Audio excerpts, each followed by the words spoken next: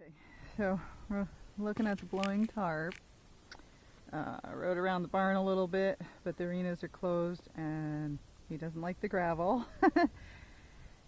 He's a little ouchy on it, and then he's slipping a little bit. So we are going to go down the road and do some traffic desensitizing. So here we go, because he's looking at the tarp. So as we go by, and when it blows, sometimes they shoot forward, sometimes they don't. But we're just going to go slow and steady to try to keep us not slipping.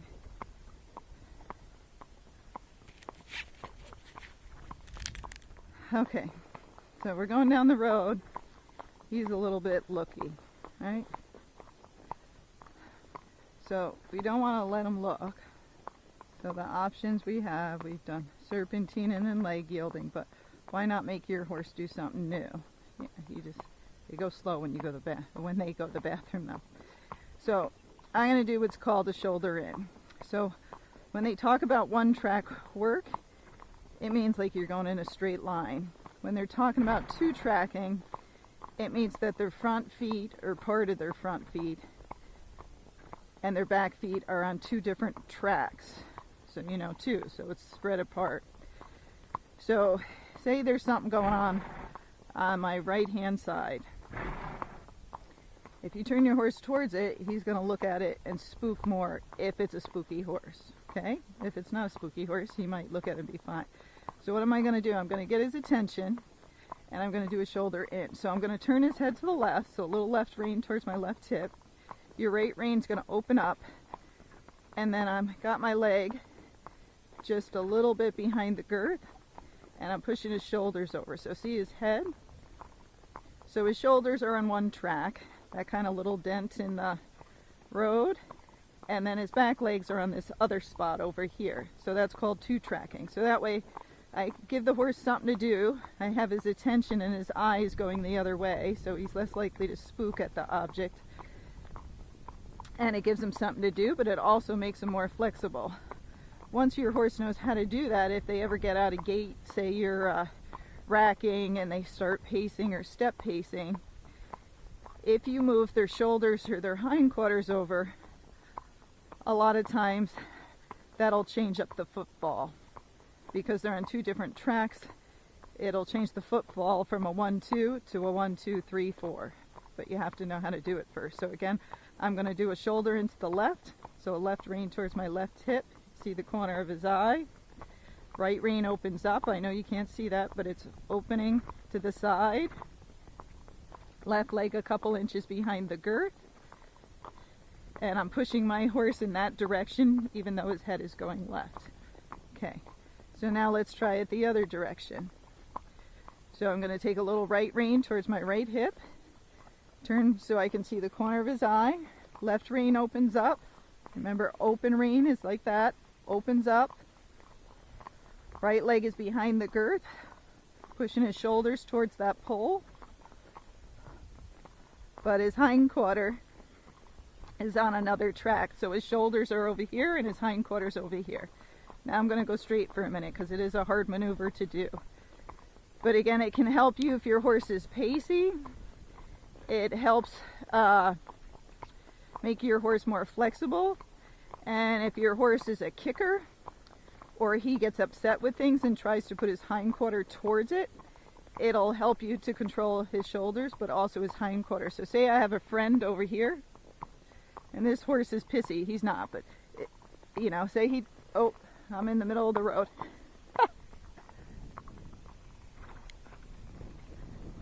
Thanks. I'm just having a good time by myself. No worries. Thanks for waiting. Okay. See, I get talking and guys probably follow me for a while. Oh, so say somebody's on your right, but your horse doesn't like it and it kicks towards it. So if I put his shoulders more towards that horse, that'll bring his hindquarters away from it. So that way if the horse does kick out, it will kick the other direction and not kick that person. Same thing if your horse likes to kick at cars or dogs. if you can control the shoulders and the hindquarters, it doesn't matter what if the horse kicks out, you're just trying to prevent it from hitting that person. And then once the horse realizes, wow, every time I get pissed and, kick out, that other horse doesn't go away from me, because then the other horse isn't worried it's going to get kicked. Over time, it solves the problem, because by having that temper tantrum, they're not actually getting away from the object. If your horse kicks and then you're always like, oh, I got to go over here, Sally, he's a kicker, and you never work on it, well, he'll never get better over it. So, all right. So this horse hasn't seen the bee boxes or anything, so we're cupping up on those. So I'm going to do a shoulder into the left, bring his hindquarter over. So I'm just giving him a job to do as I'm doing it. So if he does get upset, again, his legs I'm taking a little bit of the power away from it as well by doing this. Okay, so he seems okay, so I'm going to stop, let him have a break and look at it, because it gets scary as we get up by the road there.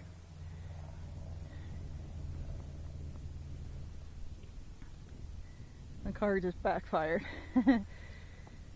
So, but that's your shoulder in, and that's why it's important. If you can control your horse's body, even if it does something, you have a defense mechanism. So then, if you're scared or nervous, it becomes much less scary. Just like me giving him a cookie, this becomes much less scary, because you have some control in what to do and how to get out of the situation. If you don't know any maneuvers except for pulling or spinning around or turning, you don't have as much maneuvers. And when it's rainy or it's muddy or you're on the cement, sometimes you can't spin around because it's a dangerous maneuver, you might fall down. So you always have to think, what's the safest thing I can do? And the more tools you have in your box, the safer you're going to be. So that's why, people say, well, I don't ride in the arena. So he's looking up there, and the llamas are sometimes up there. So I'm going to start moving. See, I'm not going to stand here and wait for the llamas to come up over the top. I'm going to get his feet moving forward and a little shoulder into the left. But the more maneuvers you have, the better. People say, oh, I don't ride in the arena. I don't need my horse to know how to do a shoulder in. Oh, I don't need it to know how to side pass. We don't have any gates. I don't need it to leg yield. We don't go backwards. Well, these are defense mechanisms, and that's how you get yourself out of trouble. So if your horse doesn't need to, doesn't know how to do any of those things, it doesn't matter that you don't need it at the moment. Someday you will. You need it for S-turns on the trail. You need them to bend so you can get around trees. You need to side pass because maybe you got to go up to something, or you got to side pass over while you're in the water to get under a tree. Trail riding is hard, and the more broke that horse is, the more he knows, and the more you know how to do it, the safer both of you will be. If he knows how to do it, but you don't know how to ask him, that's not going to help you either. You need to know how to do those maneuvers and then practice them over and over again. So the time you do need him to do it, even like stopping on a dime, you need him to stop quick sometimes. Because there's a cliff, and your horse got scared and ran from the bike, and then you got a cliff. You got to make sure he knows what whoa means. And make sure that they're broken, they understand that stuff. You can't just practice it once in a while and expect your horse to be good at it. It's just like a job. If he doesn't practice it, he's not going to know how to do it. So what do we got? We got a truck that might bang. So you breathe in, blow out. Good boy. They always think I'm crazy when I come up here. So you got to practice these things over and over again, so when they need it, they know how to do it. So he hasn't been up to the road before, so he's looking and he's a little nervous. Yep. So I'm just going to give him some stuff to do, some turns. Let's get rid of some of your nervous energy. And we'll go the other way. Okay. So I'm practicing, so if something comes up and he starts spinning, hopefully I can, help myself out of it. Oh boy. So we got a loud truck.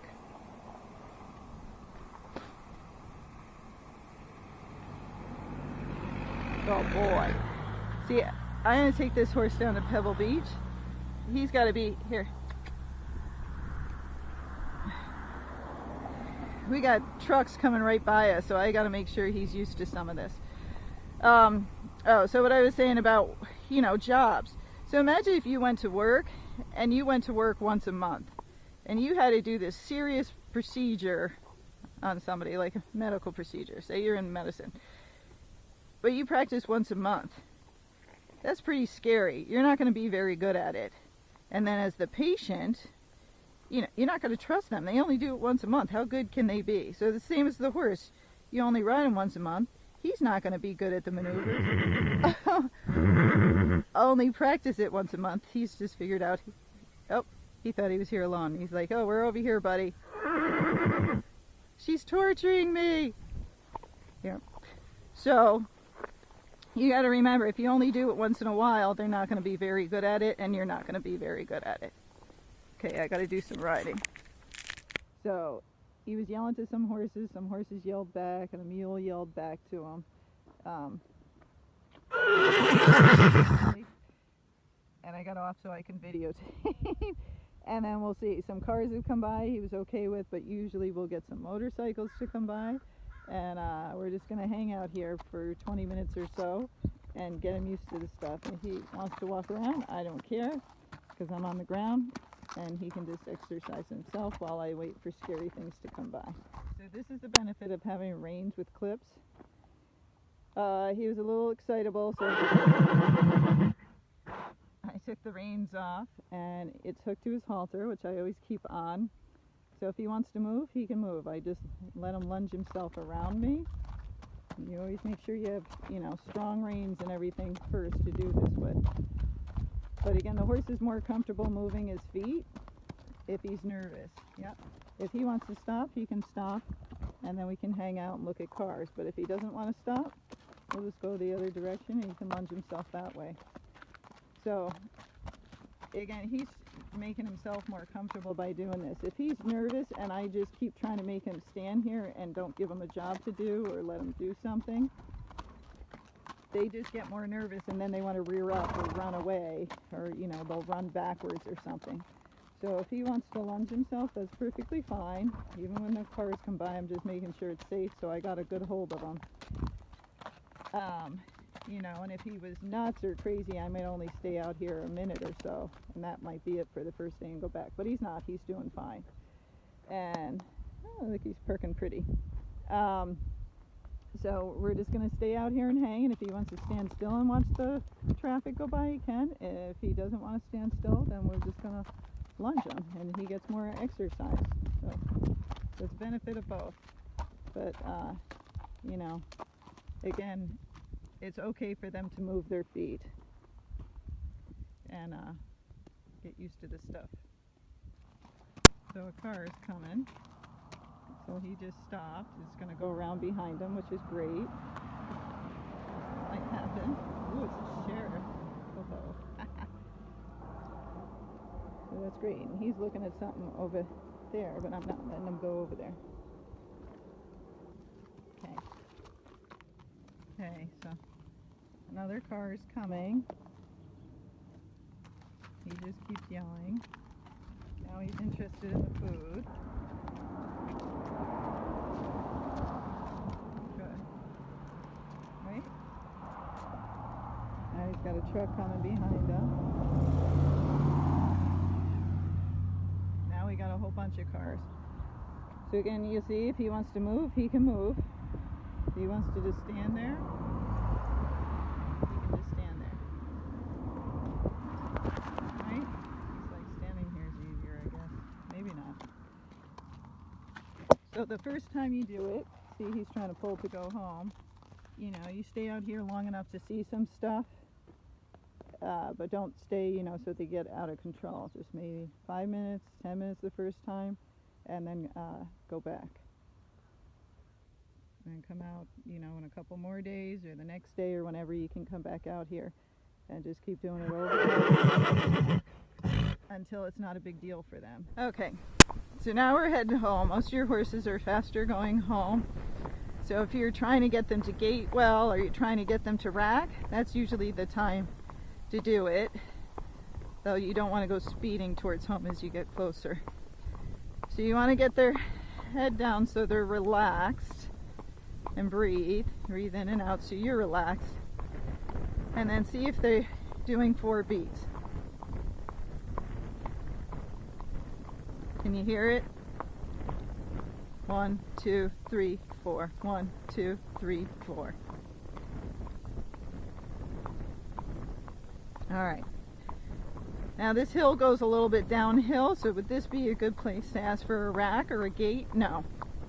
Going downhill, the horses that are on the pacey side will get pacier. But if your horse is on the trotty side, like I said, it'll make your horse pacier. So it'll make them more lateral. Pacey is lateral. Trotting is what they call square, or trotty is what they call square.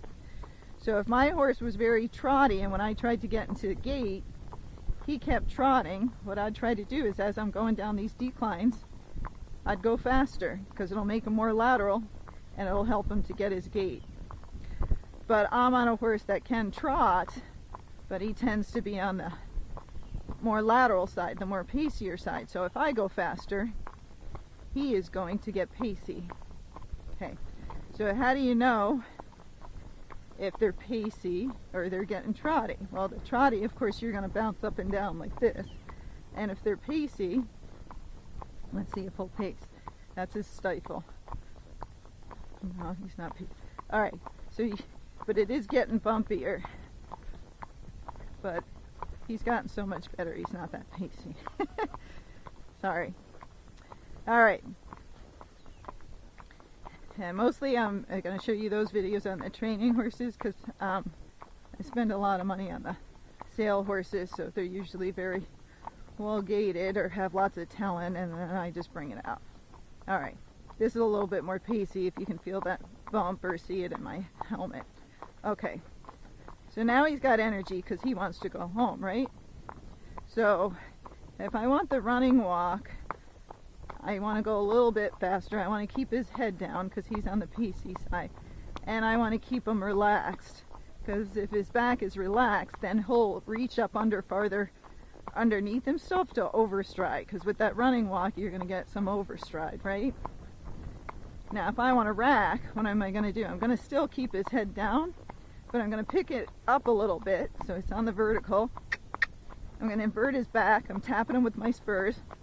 And listen. 1, 2, 3, 4. 1, 2, 3, 4. 1, 2, 3, 4. 1, 2, 3, 4. So I'm kind of moving a little bit side to side in the saddle, but it's very comfortable, and then it's very fun. 1, 2, 3, 4. 1, 2, 3, 4. And then you can hear it on the pavement. And again, they got that energy because they want to go home. So same thing if your horse is spooky. That's a great time to ask for a rack. Then you'll actually be wanting your horse to spook, because you're like, oh my god, it's so much fun, he goes so fast when he spooks.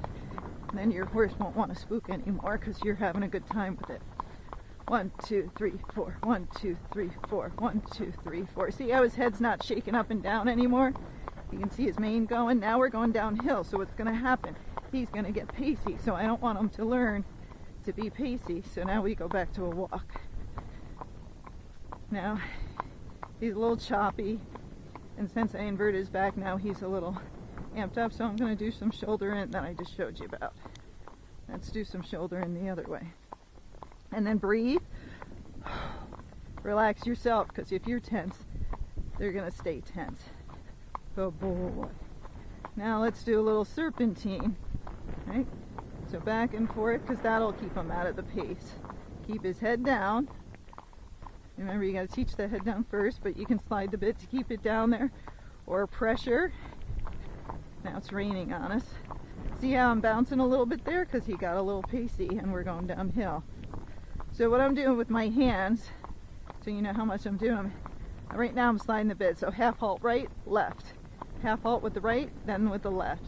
I'm alternating it. Now I'm going to do my serpentine at the same time, but I'm still sliding that bit until he calms down, which is right there. Now we start pacing again, so I'm going to slow serpentine. So I'm doing two things. I'm half halting and I'm serpentining. My half halt is like every couple of seconds. So left hand, right hand, left hand, right hand.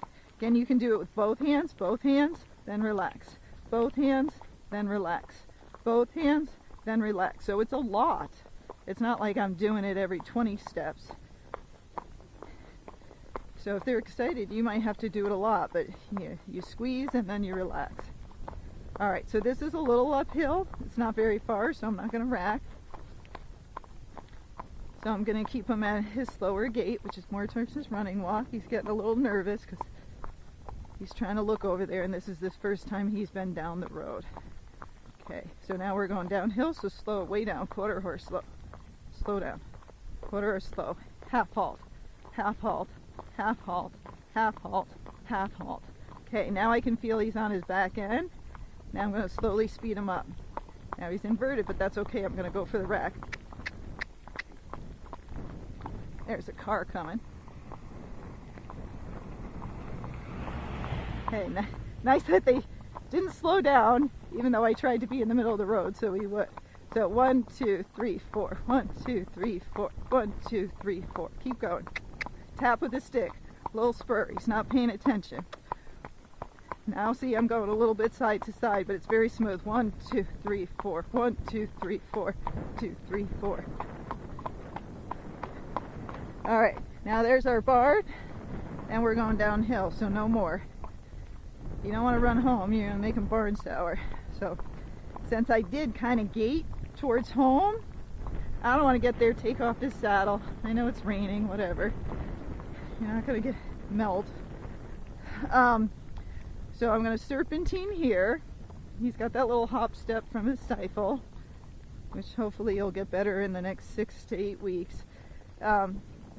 So when I get back to the barn, I have 2 options. I can walk around and work him there and make that barn a little miserable. That's always fun, but it's a little slippery today around the barn. So, or I can tie him up. He can stand in the rain, and I go sit in my shed and make some phone calls. That sounds better to me. So that's what I'm going to do, because I want to make it, even though I came home a little fast, and I would never run on this part, like way up to the barn. Even though I came home fast, I'm going to make it so he doesn't think this is a fun place to be. Because again, remember, this has food, this has friends. And so they're going to like that better than me taking him out by himself to go see traffic and then making him gait. So that's our plan, but he did good for the first time going up to the road. And yeah, he's starting to rack, which is fun. Why not have more speeds with your horse if you can? Okay, because he already does a pretty good running walk, so now we've moved on to the next thing. So with him, so some of the horses, they'll have lots of different gaits and you'll have lots of different speeds. So this horse has a running walk and he can do that, and pretty well, and he's got different speeds in that, but now we're also teaching him how to rack. So he'll have lots of different speeds so she can ride with, different people. And we've worked on his canter. Now he can canter on both leads, and they're doing really well with that. And that's great. So, the more rounded the horse, the better he is. And the better, the best thing you can do for your horse is put training on it. The worst thing you can do for your horse is not put training on it and spoil it. Right? So remember, if you love your horse, put the training on him. Show him how to be a good horse. So if something ever happened to you, everybody would want that horse. Nobody wants an untrained, spoiled, bratty horse with bad behaviors. Oh, it's pouring now. I got a rain jacket on, but I didn't put the right one on.